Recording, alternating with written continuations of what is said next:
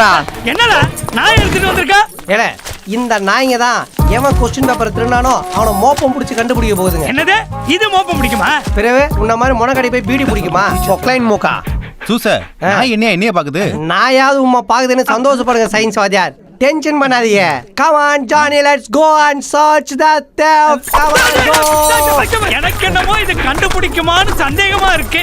ஏல வேட்டி கட்டி இருக்கே, ஜெட்டி போட்டிருக்கியா? தொட்டல் தான். எதுக்கு தள்ளியே வா. Johnny Johnny Johnny Johnny.